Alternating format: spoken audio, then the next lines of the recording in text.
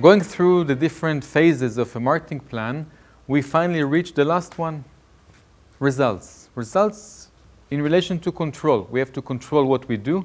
So we had the breakdown of the 4 sections. We just conducted certain actions. We have a budget for that. But wait a second, maybe we did wrong things. Maybe we shouldn't do these actions. Let's try to check, assess, control, it's okay.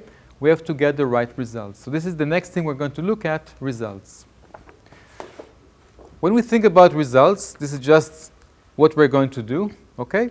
So this is involving our risk. We have to spend the money, we have to take our risk, but let's now control it. So we have to check and control. And this is what I call results, or just let's call it control. Another key word, results.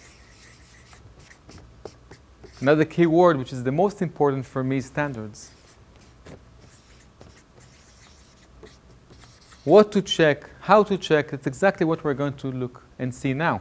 The first thing to do is to say, okay, who is eligible to check, to do that, to assess the results? Okay, we have results, but who is to assess? Can I assess myself? Am I objective enough to do it for my own business, which I manage, or both?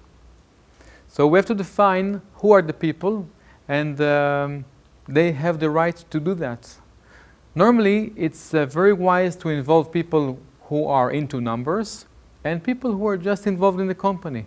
So we can involve here maybe an accountant, maybe once in a while invite a client, just to balance who are the people who are really checking. The next thing to look at is, okay, they meet, they say hello, how are you, and then they have to discuss how, which means which tools we're going to use. Which tools are we going to use to assess? So we meet, that's fine, but what do we discuss? So which kind of reports, which kind of data? We like the notion of big data these days, but we speak about small data. Small data comes from talking to a client, interviewing or conducting an in-depth interview with one client. It's much more valuable often, especially when you discuss SMEs, small and medium businesses, and put the big data aside. It's not wrong, it's just complementing. So you need both, but don't forget small data. Tools can be, the budget is a tool. We have a budget, let's use it. The Gantt matrix, what we call project management tool, is exactly here to help us. We can speak about mystery shopper if it can help us. It's an example of a tool, and there are a few more to discuss and learn from each other. We want to know when to check. Should we check everything all the time? Not relevant, impossible.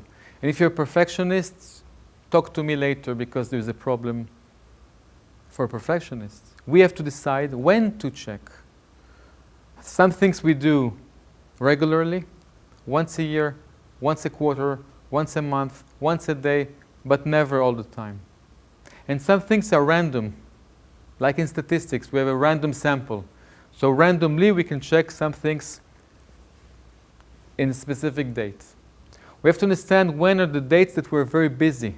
And very busy doesn't mean that to check is the last thing you do, it's the first thing you do. When do you check more? High season. When do you check more? When you're more busy. If you're open 7 days a week, try to check which day is the busiest. And then maybe spare a few minutes just to check during that day what happened. The last thing is very important, is to see which are the main KPIs.